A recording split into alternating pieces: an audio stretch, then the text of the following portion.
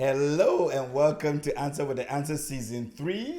Yes. Are you excited, Pete? Yes. I'm excited that you keep coming, you keep sending your questions, and you're part of this wonderful journey that we're all taking together. We want you to like this video, share the video, comment on it, send it to your friends. 7 friends. 7 friends. Yes, 7 friends. Or the ones that have a lot, more than 7. Now, But it's Pete, going to be a blessing. Let's get into it. Yes. Because what we're going to deal with today, Yes.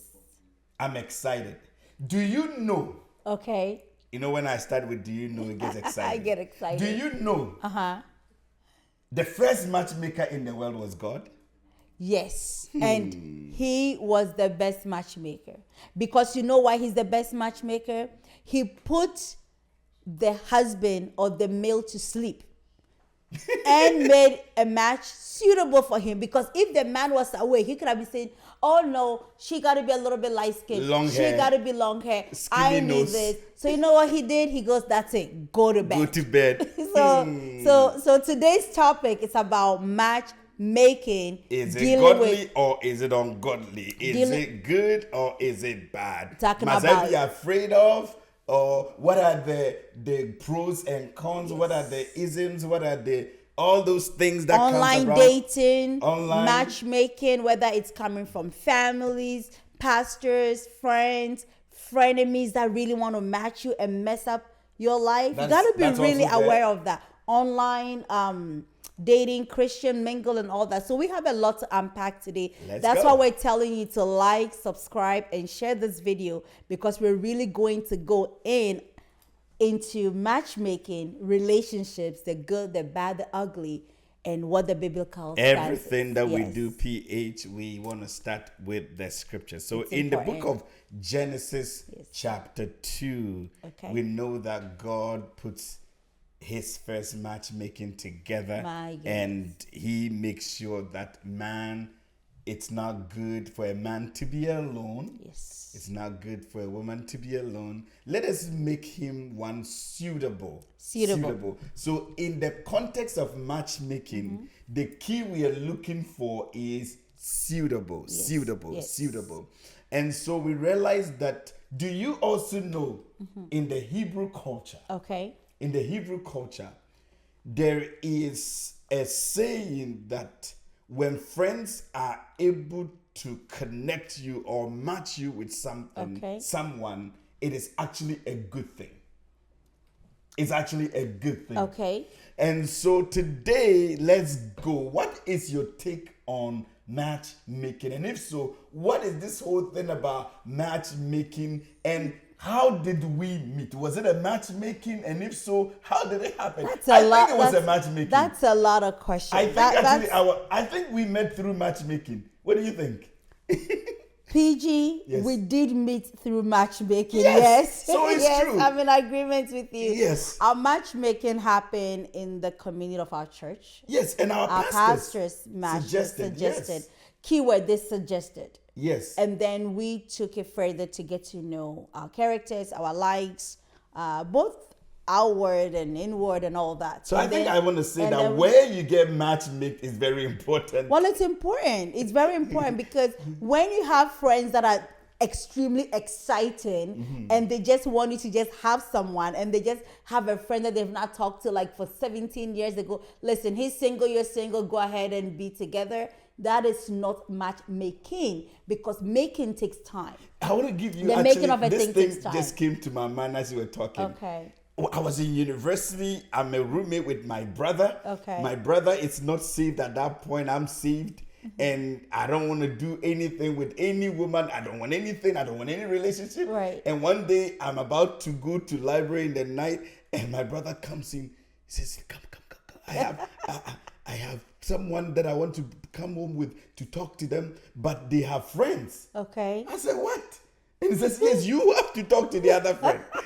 So I was actually, it's like you do this or you're in trouble. So guess what? Me and myself, I don't want to get in trouble. Right. I told my brother I'm just coming back. I went up on the stairs. I sat in my car, and the last time he found me was in the morning, because I was in the library studying. Yeah, so you flee from matchmaking. Yes, I flee. And you know, to your point, One of the things that the Lord has put in the scriptures for people to escape matchmaking when you're not comfortable is to run from temptation. Just run, just flee. And people, instead of fleeing, they stay to negotiate. No, you're going to get yourself in trouble. The Lord knows that matchmaking is not for everyone else. It's for some people, and we're going to get into the different ones. But when you sense, okay, this is really not what I want to be involved with, flee. Yeah. And I think in a very simple way, let's get into it right away.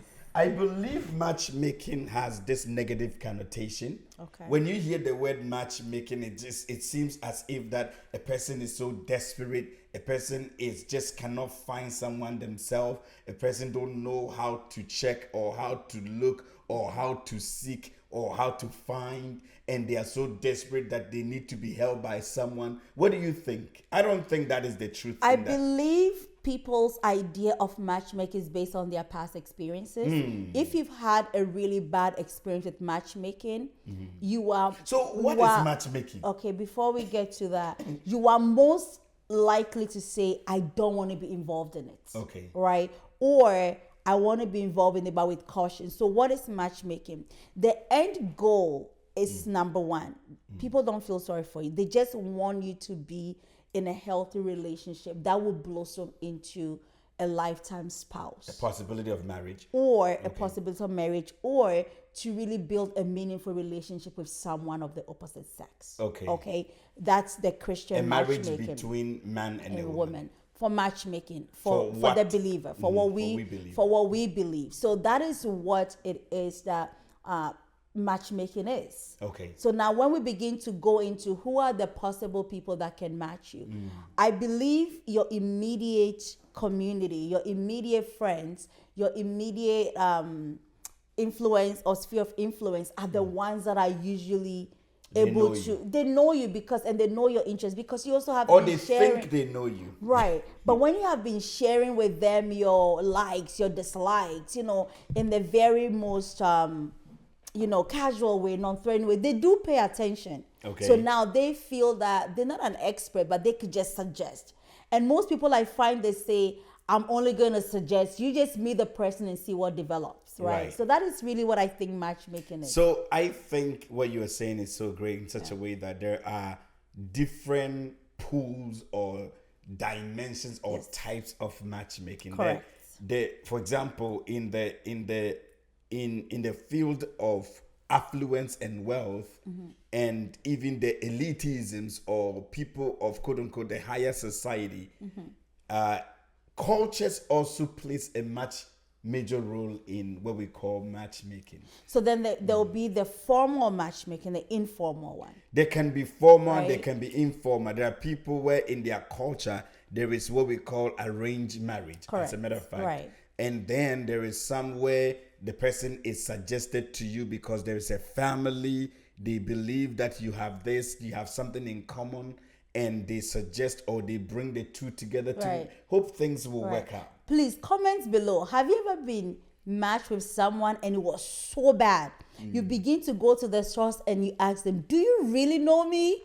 I have experienced that, where you get matched and you arrive on the scene and you begin to say, either you don't like me or you genuinely was just giving me an April Fool's joke. So comment below if you've experienced that. I'm sure many of you have. Either the matchmaker turned out to be a cheap date, it turned out to be has no values, they wanted to sleep with you on the first day, they don't respect you, they don't know how to speak. We've had very interesting stories come to our table in terms of matchmaking, and we've had great success stories as well. Like our story was one that our pastors introduced us, suggested each other to us. We discovered who we were. We definitely went to the Lord in prayer. I was told that the first time my pastor, without even telling me, suggested me to you, the result was bad. Well, so let's clarify that. The result, and you didn't even know me. Wasn't bad. The result wasn't bad. So that is how most people feel. You're being introduced to an individual. You don't know. And then, you don't know the person. So let's say whoever introduced you to me told me one set of things about you that was really, really good. And then the other individual that was there also said things that were not necessarily bad, but they knew me better and my taste. They go, well, I don't know if you're gonna like how he does this, how he wears this, how he appears like that. So I took the second person whom I knew what I like better over the first one. So I'm like, well, based on B person, I'm gonna pass on you. So can we say that when we talk about matchmaking, it is far more focused on external than internal? 100%. It's external. And everything that person B was telling was external. And person A was telling internal thing, but I was not interested in the internal stuff. I wanted to know the external because I had a look I wanted to see. I had a height I wanted to see. I had like how you needed to appear. And person B knew all of that. Person A didn't know any of those. They just think that, oh, he loves the Lord. He has great character. He would take you far. I'm like, great, but how does he look? How does he dress? What does he wear? How does he smell? Wow. So you're shocked, aren't you? No, I'm not shocked. I mean, I know people are watching because this is the reason why we are doing this. We want to be as honest because that is what people are going through. That's what people are going. That's what people are going for. Because imagine you've been in the market for a long time and you haven't been able to secure a significant other, and someone is like, okay, for instance, I want to set up Sarah with someone, right? So now I'm going to go based on what I think will benefit Sarah. Sarah likes them a certain way. The shoe has to be a certain way, tailored a certain way. They have to smell a certain way. I'm like, you know what? Based on what Sarah wants, this is the individual I'm thinking, because I don't want to put myself in a position, even as the pastor, to tell you I vouch for their character, only for you to discover that their character is nothing they've been portraying to us. Right. I'm not God. I can only tell you based on what I know. He hasn't lied to me before, so maybe he's not a liar. And then you find out day two, his credit is jacked up and he's a liar. You're going to come back and tax me. So most people go off on the basis of the external stuff.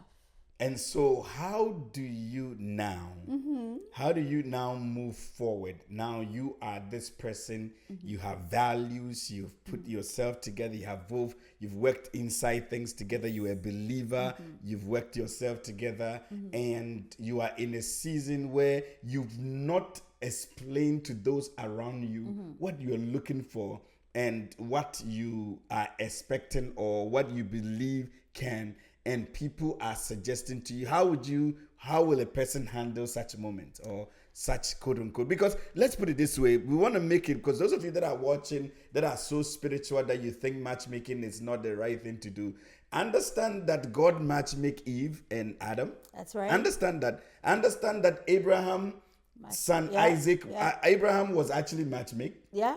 Isaac was matchmake. That's right.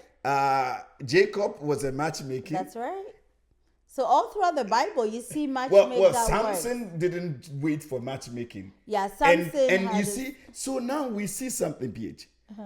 Most of the matchmaking in the scriptures worked very well. It did work. The one that decided to go for himself got in trouble. That's right.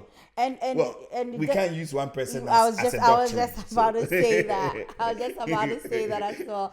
So before we go through the list in terms of the benefits of matchmaking and the challenges, the first thing I want to start with is that you yourself be prayerful and say to the Lord, any way you're going to use to bring my spouse, I'm open to that.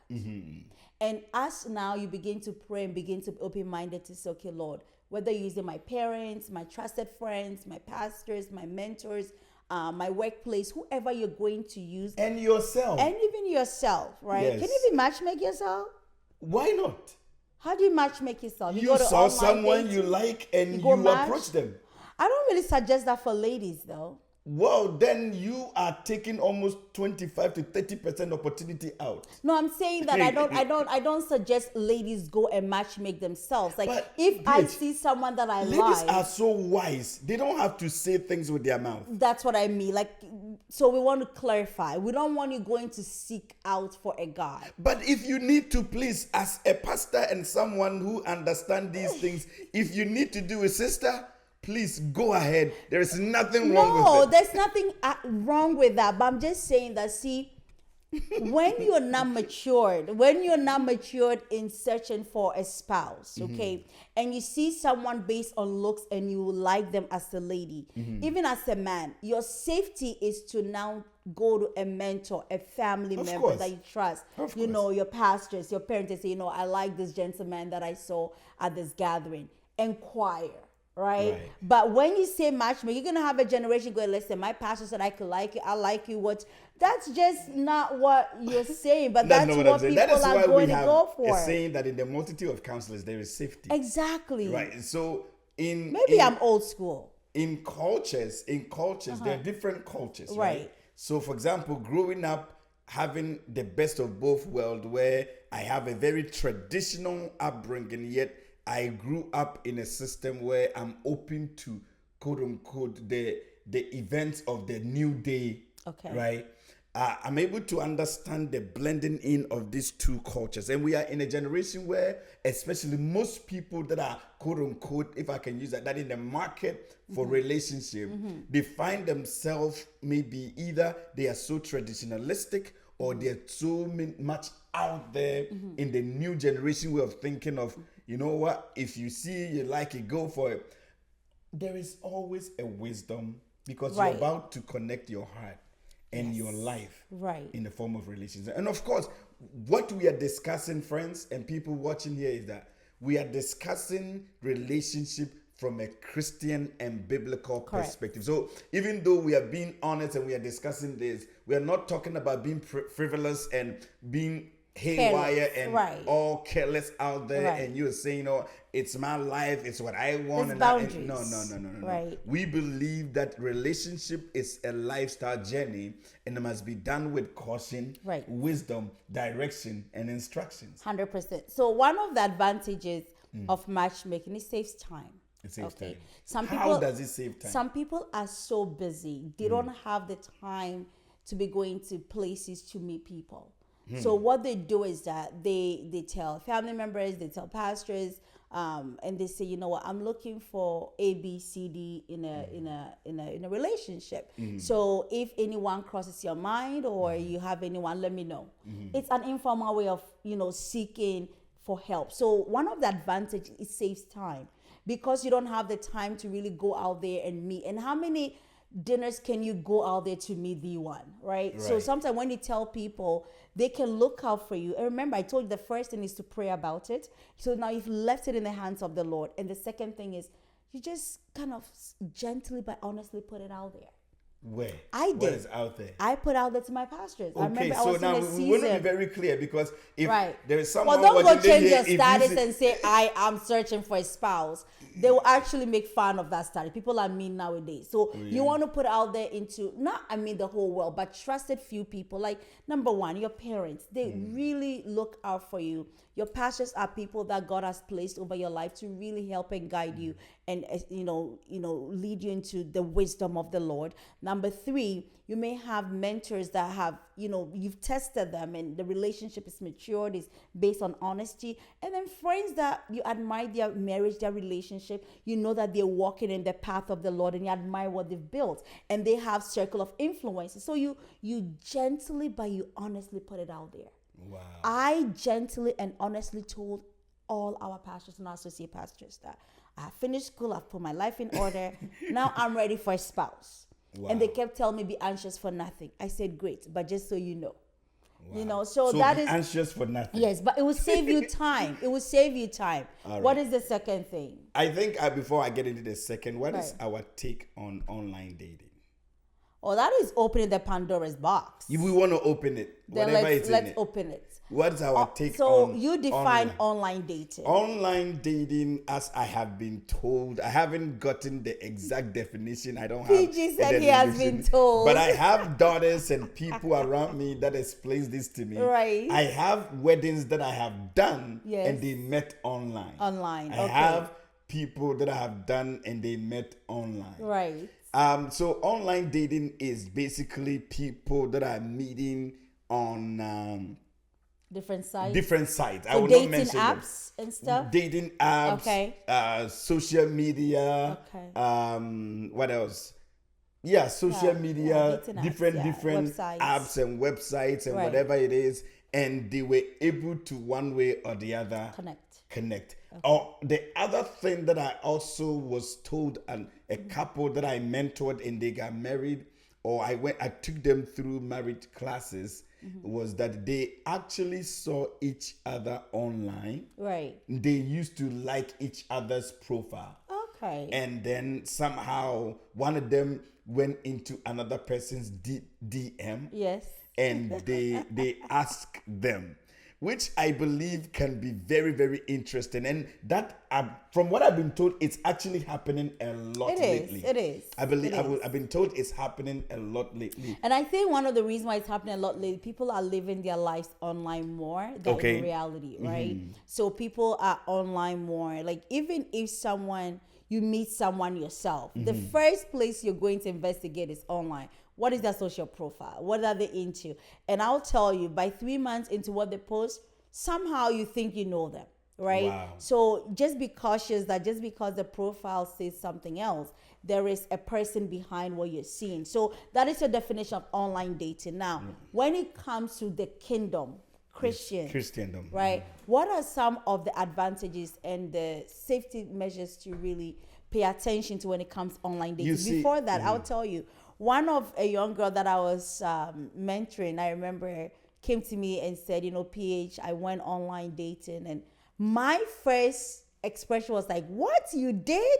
Because I didn't think that she had the boldness to do that. Wow. And I asked her, so what was the source? What caused it? She said, I was home, I was bored, I had my phone, I set up a profile, 3 months free, and I did it. I'm like, oh, so yours came out of boredomness.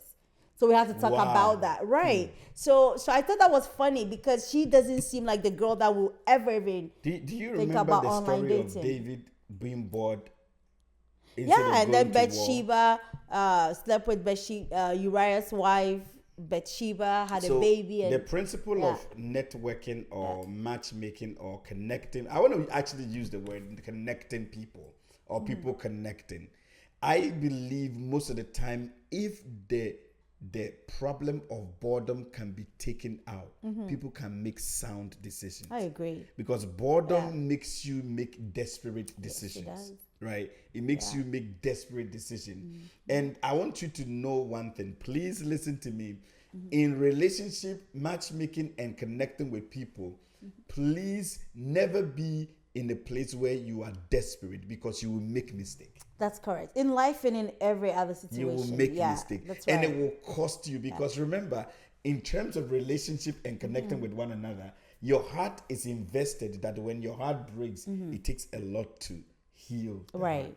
And so we dealing with people all around, and I pastor an age that they are young and they are not.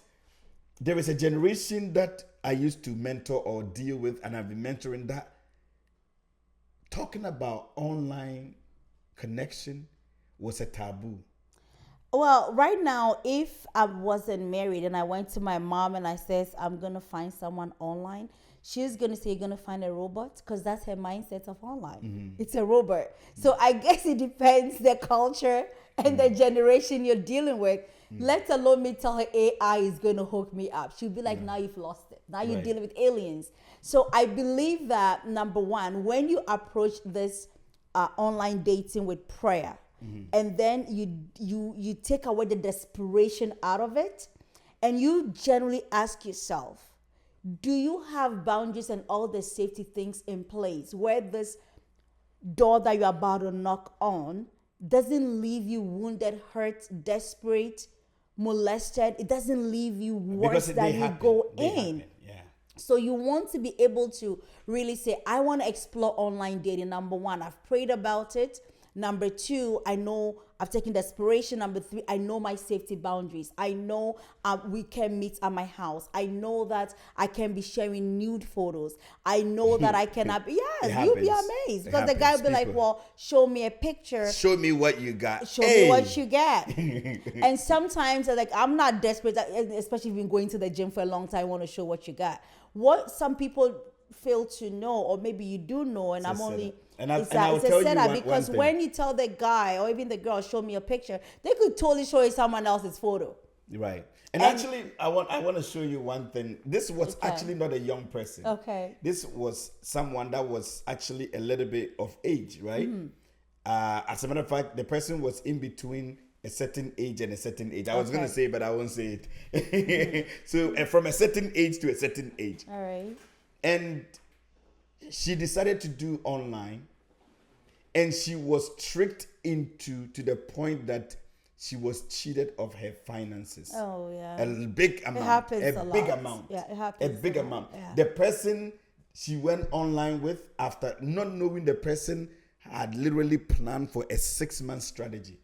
So after she's fallen, the person transferred money to her, and then found a way to her to also trust and share account. Yeah. And the next she knows, everything in her account was taken. This thing that I'm telling you is a true story. Now, I want to start one thing by telling you that from a place of a pastor, I will encourage you to, if you are looking for relationship, to explore people around you first. And maybe one may ask the question, at what point do I go past that? Okay, maybe I don't have anyone around me and I go to online.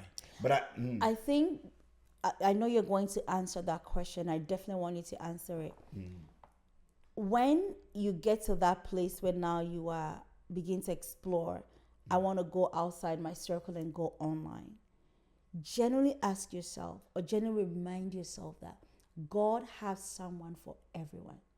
That just brings you to a place of peace to start with. So you're not desperate. And I think we really want to just hammer on that point. Desperation will make you go to length and depth of things that will sometimes not bring glory to God. Right. Or also will bring so much pain to you. Right. So definitely explore, to your point, the people that are around you. Now, whenever it comes to relationship, the safest approach to relationship, connecting with one another, is there are maybe, I want you to imagine 4 circles, starting with a small circle in the middle, the second level of circle, the third level of circle, the fourth level of circle. Now, remember, the closer you are in the middle, and remember you being at the middle of this circle, and each one of these circles, there is a possibility of an approach or connecting with one. Now, remember, as you look for someone, the best is to start with your inner circle. Right? But most of the time, where the problem happens is that people become so familiar with their inner circle that they don't think they are possibility. Right? This is the reason why sometimes I tell people, consider someone, and I will always establish it. Consider someone in your assembly or in your place of worship or in your workplace who has the values that you have. Consider that one first. Now, after you've considered it, what is your outer circle from that place? That's right. Friends and family. What is the other circle around that? Colleagues from work. What is the other family, other from there? Other circle. So when you go that and you open that circle to yourself, there is, and then remember, as a believer, this thing takes prayer. That's right. And it takes the seeking the Lord concerning it and God opening your eyes. Right. And whilst you are really, because it seems like it's a lot of work now that you're saying it, just going through levels and levels. Well, someone that you're going to spend life with, it must be work. No, it must be work. But I'm just saying that the same effort that you're putting in the search, put that same effort in your own life. You know what I mean? First, like, put your house in order. How do you deal with anger? Are you easily angered? How is your temper? Are you kind? Are you a giver? Do you see yourself living with someone in your space for life? Are you prayerful? Like, you got to now put in the work in yourself, and then you begin to go. So back to online dating. People sometimes ask me, is it a sin for me to do online dating? And I tell them that let's define sin. Anything that goes against the word of God is sin. That's right. Right? All through from Genesis to Revelation, And I don't want to say it's because online had not been developed. There is nowhere else where the Bible talks about online dates or don't online dates. It's what you do. But that's right. But what it does is it puts in place measures of safety for you. And you, when you choose to not heed to those measures of safety, opens up yourself to danger. Right. So that means you didn't heed to wisdom. Right. So when it comes to online dating, it can save you time because you get to now see, the potential people out there and what you want to deal with and what you don't want to deal with. And it gives you a little bit of exposure of, okay, so this is how the pool is looking like. You know what? I'm still going to take my time for the Lord to help me because I cannot deal with the individuals that I'm physically seeing. Number two, you have to be aware that the enemy, once he knows that you begin to explore, will begin to even place people your way. And unless you are spiritual and you're prayerfully approaching this matter, you are going to be picking people that have actually been plotted and planted in your life to destroy you. So you have to be really aware of that. The other thing is stigmatization. People will stigmatize believers or Christians that go online. Oh, so now you're so desperate enough that you're going online. And I told the team here, if I was in a position and I'm not married and I was going to do online dating, after I've prayed, taken desperation, I won't tell anybody about it because I know I will be judged. I'll be looked at as, okay, so now you're so desperate, you're going online. But the wisdom is that I will tell my pastor and I'll tell my parents for safety reasons. But I'm not going to tell my friends because my friends are hear it now, you're desperate. So to each their own in the sense that use wisdom, use maturity, and put safety boundaries in place. And of course, I know you know all the safety boundaries. We're not going to bore you into that. But online dating is not a sin. As long as you always put God first in anything that you do, and he now begins to direct you, then you're able to now navigate the process in a manner that, number one, honors him, honors yourself, and the result is something that is desirable to the Lord. Wow. Yes. So now we are in a new generation where new things are happening. And I'll put it this way because you gave us a very powerful answer. What will not change is the efficacy and the strength of the Bible and the Word 100%. Of God. And so you said something so powerful. What you are looking for, it's a reflection of who you are becoming. Yes. Right? Yeah. What you are looking for is a reflection of who you are becoming. That's right. And that will determine the people that will also be attracted to you. Yes. And so for me, in relationship building or in a time where you are due, quote unquote, for marriage or a relationship, the more you put in yourself and on yourself and become, the more opportunities you are opening yourself to that circles that I was talking about. That's right. Because every opportunity or wisdom or strategy or skill or whatever it is that you add to who you are becoming, it helps you to open your pool of opportunities of people that becomes or can make you or you can become attracted to. So, so when it comes to matchmaking and online dating, you just have to also remember whether it was matchmaking, online dating or not, the end goal is you're going to end up in a relationship. Right. So the only thing we're discussing is the means of getting to that relationship. Okay. So matchmaking, when you look at it as it's one means of me ending up in a relationship, online dating is a mean of me end up in a relationship. Me meeting someone at a dinner is a means. So the means that we're talking about need to honor God. You are becoming and you will attract who you're becoming. At the end of the day, you're going to still end up in a relationship. So you can go through all these means and still end up with a liar, end up with a serial killer, end up with someone that cheats, end up with a good man, end up with a godly man, end up with a stingy man or a stingy woman. So what am I saying?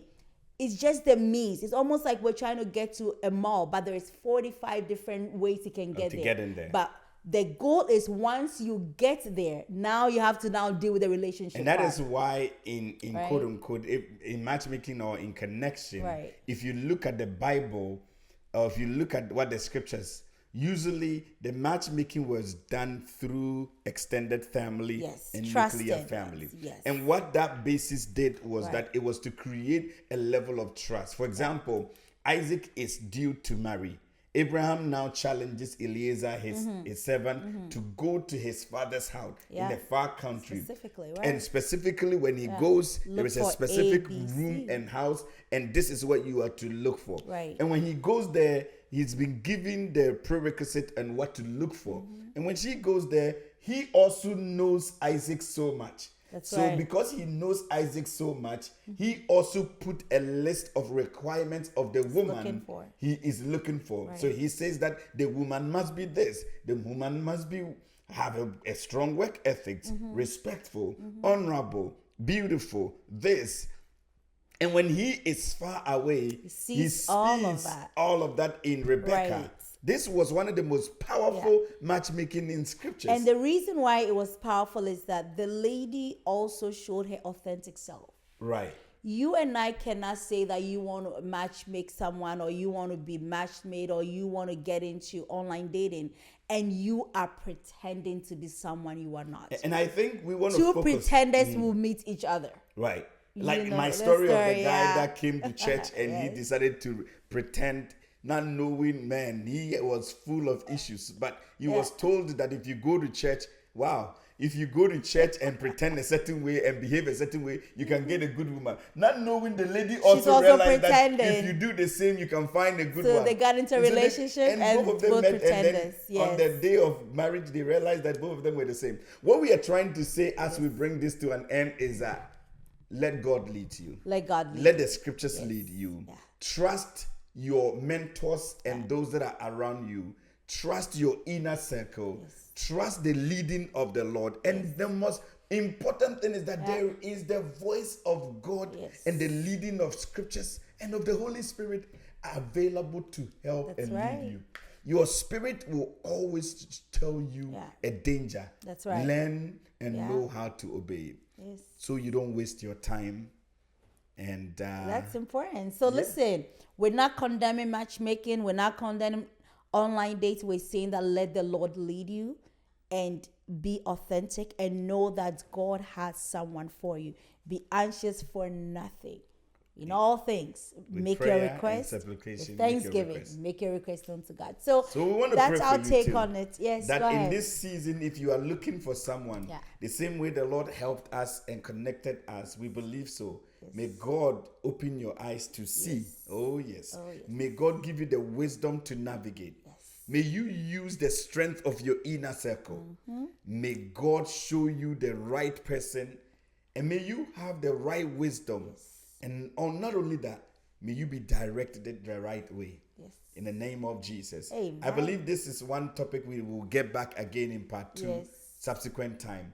But for sure, we are not condemning matchmaking. And if your matchmake worked, please comment below. Let us know how it works. Share your stories with us. We were matchmakers. And then we can celebrate our with pastors you. Connected us. So go to your pastor and tell them, I am ready.